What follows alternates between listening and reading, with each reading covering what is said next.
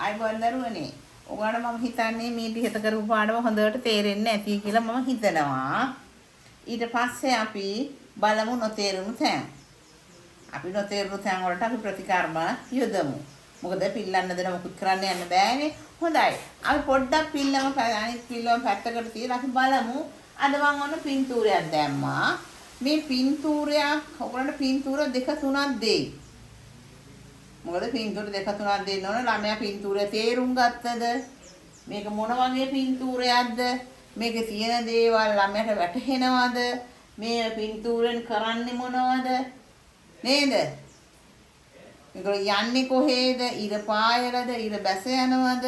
ඒව දරුවෝ තේරුම් කරගත්තද කියලා ගුරුතුමිය සොයනවා යාළුවෝ. ඊට ඉස්සෙල්ලා දැන් මං කියන්නේ 2 වසරට යන්න ඉස්සෙල්ලා මේ ටික බලා ගන්න කියලා. මෙන්න බලන්න දරුවනේ දැන් ඕගොල්ලෝ කිව්වා මේක මොන කාලයට අයිති එකක්ද උදෑසනක්ද සවසක්ද පුතේ? ඔව් හොඳයි දුව කිව්වා මේක උදෑසනට අයිති. මේක උදෑසන දර්ශනයක් නේද? අපිට සාක්ෂි තියෙනවා උදෑසන දර්ශනයක්. මොනවද තියෙන්නේ? ඔව් කියන්න බලන්න එක්කෙනෙක් හොඳයි. ඔව් මෙන්න උදෑසන කියලා යා කියනවා ඉර පායලා තියෙනවා. ඔව් උදේට තමයි ඉර පායන්නේ. හරිනේ? හරියට හරි. උදේට තමයි ඉර පායන්නේ. මේ ඉර පායනයි කියලා පෙන්눔 කරනවා නේද? ඉර පායාගෙන එනවා. නේද? ඉර සම්පූර්ණ පායලා නෑ. ඉර පායාගෙන එනවා. බොහොම ලස්සනට රැස් විහිදගෙන එන්නේ. පේනවනේ? මේ දවස්වල නම් ඉර නෑ නේ. ඒ දවස් නිසා. ඊළඟ පින්තූරේ නම් ඉර ලස්සනට පායාගෙන එනවා. හරිද? පේනවද පින්තූරෙන් එහෙම එකක්? පේනවද දරුවනේ? ඔව්. පේනවා. ඊළඟට කවුද පියාඹින්නේ? කවුද පියාඹා යන්නේ? පියාඹා යනවද? පියාඹා එනවද? යනවා. ඔව්. පියාඹා යනවා. පියාඹා යන්නේ කවුද? හොඳට මතක තියාගන්න මම දැන් ඊළඟ ප්‍රශ්න අහනවා. ප්‍රශ්නට උත්තර දෙන්න ඕන. හොඳට සවන් දුන්න ළමයිට තමයි උත්තර දෙන්න පුළුවන්. සවන් දුන්නොත් ප්‍රතිචාර දක්වන්න පුළුවන්. සවන් දුන්නොත් ප්‍රතිචාර දක්වන්න බෑ. හරිය මේ බල තමයි ඉන්නේ. උදෑසන දවල්ද රාත්‍රියද සවසද කියලා කියන්න බැරි වෙයි. මේක උදෑසන දර්ශනයක්. නේ? මේක උදෑසන දර්ශනයක්. ඔන්න ඉර පායාගෙන එනවා. ඉර පායාගෙන එනවා. පේනවද ඒක ඔයාලට චූටි ඇස්වලට? පේනවද හොඳට බලන්න. හා පේනවා නම් කවන්න. පියඹා යන්නේ කවුද? දැන් රාත්‍රී කාලේ නේද?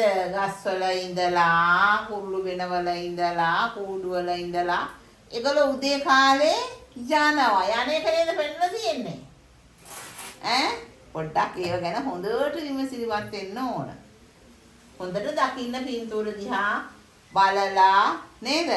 ඇසින් හොඳට නිරීක්ෂණය කරලා උත්තර දෙන්න. මේ කුරුල්ලෝ පියාඹා යනවා. පියාඹා යන්නේ කවුද? කුරුල්ලෝ. අනේ පායා එන්නේ මොකද්ද කියලාද? පායන්නේ මොකද්ද කියලාද කියන්න ඕන? ඉර. අමාරුද? ඒ පුතේ අමාරුද? නෑ. හරි ලේසි. මෙන්න මෙතන තියෙනවා පොඩි පවුලක්. කුකුල් පවුලක්. කුකුලා ඉන්නවා, කිකිලි ඉන්නවා, කුකුළු පැටවු ඉන්නවා. මේගොල්ලෝ මොනවද කරන්නේ? ඔයගොල්ලන්ට පේනවද? ඔව් තුන් දෙනෙක් ඉන්නවා පැටව හරියට හරි. ගණන් කරන්න පුළුවන් නේ. ඔව්. එතකොට මේ කුකුලයි කිකිලි. ඒතර මේගොල්ලෝ මොනවද කරන්නේ? මේගොල්ලෝ කෑම සොයනවා නැත්නම් ආහාර සොයනවා. මේගොල්ලෝ කෑම ඕනනේ. දැන් උදේ වෙලානේ නේ. කෑම කන්න ඕන ඔයගොල්ලන්ට වගේ තමයි. කෑම කන්න ඕනේ.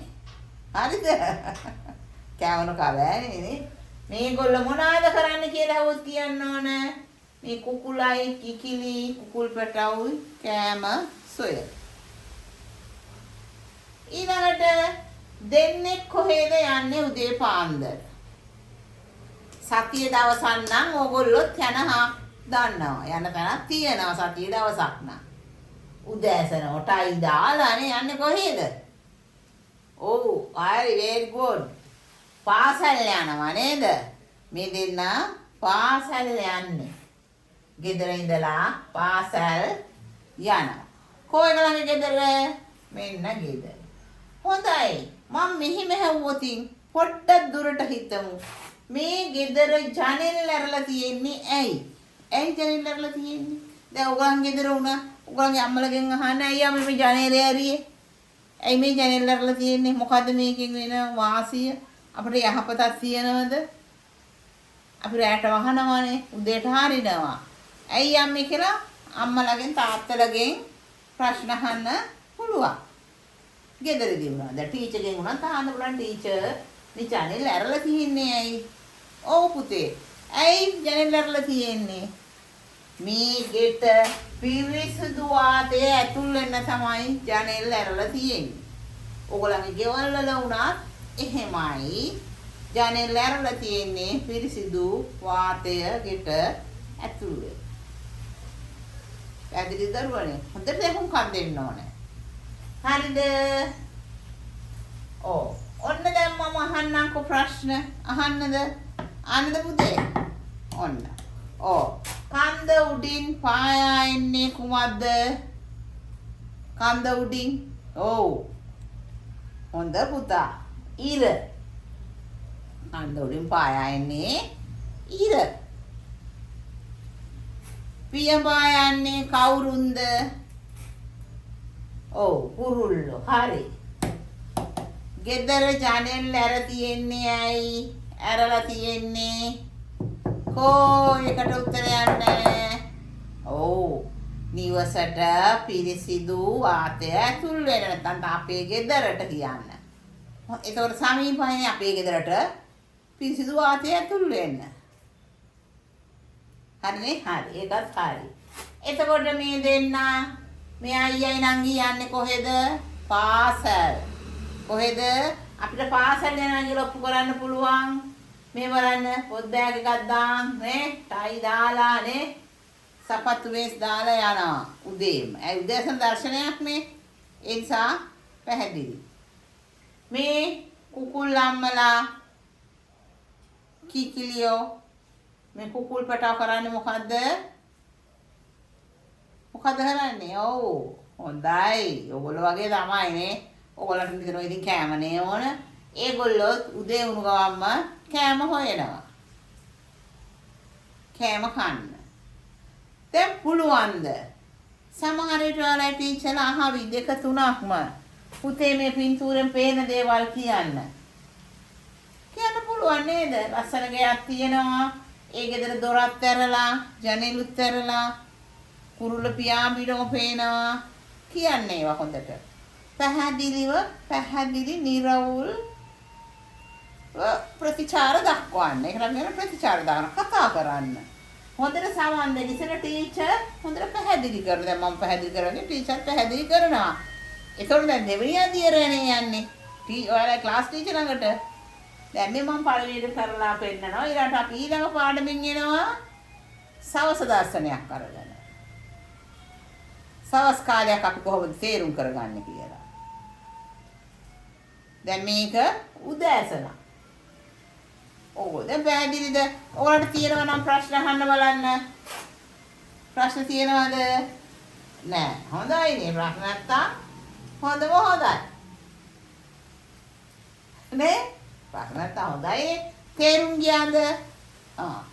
තේරුම් ගියා නම් ඕගොල්ලන්ට මේ ගැන පන්තිය ඉස්සරහට ගිහිල්ලා වුණත් කතා කරන්න පුළුවන්. මේ පින්තූරය පෙන්නලා බෝඩ් එක ළඟට යනවා ගිහිල්ලා මේවා පෙන්නන්න. ඒතකොට ටීචර් මොකෝ කරන්නේ? ෂා හොඳ පුතා නේද? very good. මෙයා තමයි අද හොඳම දක්ෂතම දරුවා කියලා ටීචර් කියනවා. මමත් එහෙම කියලා දෙනවා නම් සප්‍රමාණ. හොඳට කතා කරන ළමයි ඉන්නවා. ඒ වගේම හොඳට සවන් දෙන ළමයිතුත් ඉන්නවා. නේ? ඉතින් මම හිතනවා දැන් මේ දරුවෝ දැන් මෙතන ඉන්න කට්ටියත් හොඳට සවන් දෙනවා. මේ වීඩියෝ එක බලන දරුවෝ හොඳට සවන් දෙනවා ඇති කියලා. නේ? ඔව් සවන් දෙන්න දුන්නොතින් හොඳට දැකලා හොඳට අවබෝධයෙන් බලන්න. අවබෝධයෙන් බලලා හොඳට සවන් දීලා අපි පිළිතුරු සපයන්න ඕනේ. එහෙම පිළිතුරු සැපයුම තමයි අපිට හොඳ කරුවක් වෙන්න පුළුවන්. ඒතර ටීචර් බලනවා ෂක් මේගොල්ලෝ හරි හොඳයි මේගොල්ලොත් එක්ක වැඩ කරගෙන යන්න පුළුවන් කියලා. ඒකයි මම අද